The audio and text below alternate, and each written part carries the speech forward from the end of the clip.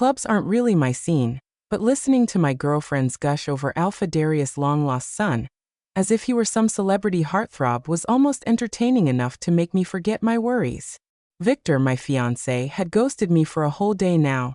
That never happened before. Victor is not my mate, but I couldn't care less.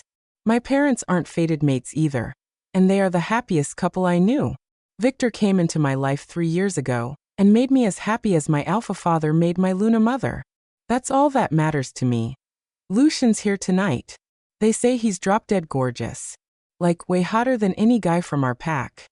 My friend Maya said, practically bouncing in her seat. Gorgeous and mysterious, chimed in Lila, swirling her drink. You know the rumors, right?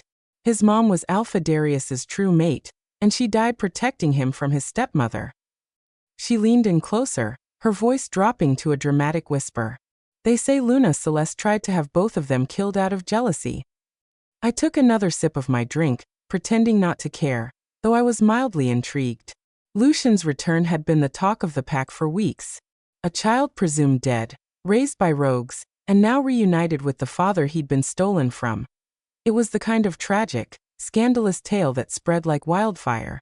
Please, you two are eating up gossip like it's gospel, I said with a smirk. For all we know, he's probably some rogue with a half-decent smile and a chip on his shoulder. You're just worried he will steal Victor's thunder, Maya teased, nudging me. Hardly, I said, rolling my eyes as I set my drink down, hating the comparison. What's he even doing here anyways? This place doesn't exactly seem like the kind of place someone from his pack would show up. Maya leaned in closer, her eyes sparkling with excitement. That's the thing though. Lucian's not like his father's pack. They're so uptight. You know the type, nose in the air, anti-human, living deep in the woods like some medieval reenactment. They barely tolerate humans, let alone hang out at places like this. Right, Lila chimed in, swirling the straw in her drink. Alpha Darius's pack would never lower themselves to walk into a club like this. They think humans are beneath them, filthy, weak, and corrupting their pure ways of life. It's all tradition and isolation with those guys. No fun at all. I tilted my head, feigning disinterest while internally absorbing every word. And yet Lucian's here. How very rebellious of him. Exactly. Maya nodded enthusiastically. He's like the opposite of his father's pack. A literal rogue. Word is he doesn't even want to be part of Darius's world. He's been spotted in human cities, blending in, working with them, even living among them. Can you imagine anyone from a pack like that choosing to live like us? Lila smirked, leaning back in her chair. It's kind of hot if you think about it. The lone wolf who refuses to play by the rules. Meanwhile, our pack. She motioned around the buzzing club, filled with wolves and humans mingling seamlessly. We've always been about this kind of life. Interacting with humans, enjoying their world. Honestly, I don't know how the other packs survive without this. Sounds boring. Boring is putting it lightly, I said, shaking my head. Living in isolation, hating humans for no reason, and following rules that were made centuries ago? Hard pass. I'll take this life any day. But that's why Lucian stands out, Maya said, her voice dreamy. He's not boring.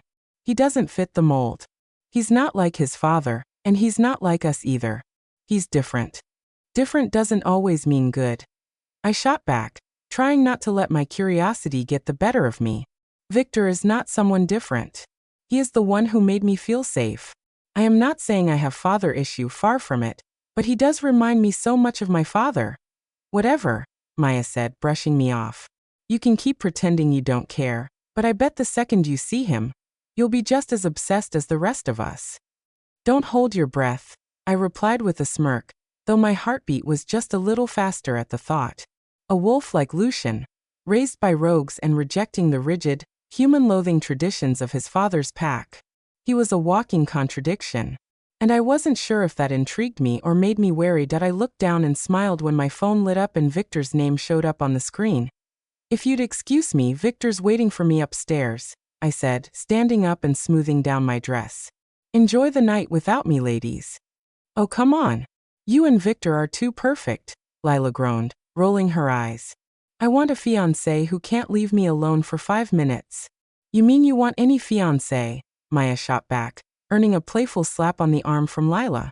I chuckled and waved them off, making my way toward the elevators. The bass from the club's music thumped under my heels, but just as I reached the hallway, a tall figure stepped into my path. I stumbled back with all the grace of a baby deer on roller skates, my heel catching on the carpeted floor. My arms flailed wildly as I tried to stay upright, one hand narrowly missing a poorly placed potted plant. Just as I thought I'd hit the floor in a spectacular display of clumsiness, a firm hand shot out and steadied me by the elbow. Careful, a deep, smooth voice said, laced with the faintest hint of amusement. Do you make a habit of bowling people over, or am I just lucky? He asked, a smirk tugging at the corner of his lips. I started, still trying to find my footing. Speechless, he said, clearly enjoying himself. I'll take that as a compliment. I straightened up, brushing imaginary dust off my dress to cover my flustered state. Actually, I think I tripped over your ego. I shot back, the words slipping out before I could stop them. His smirk widened, radiating pure confidence. Lucian, he said, his deep voice calm and self-assured. Like he expected the name alone to mean something that I stopped short, my pulse quickening as I looked up at him. So this was really him, the long-lost son of Alpha Darius, the one everyone couldn't stop talking about. I noticed the sheer perfection of his features. His dark hair was slightly tousled, framing a chiseled face with sharp cheekbones and piercing gray eyes that seemed to pin me in place. The air seemed to shift between us, crackling with tension. My wolf Nina stirred, more alert than she'd ever been, and that's when it hit me. I knew exactly what this was. The mate bond.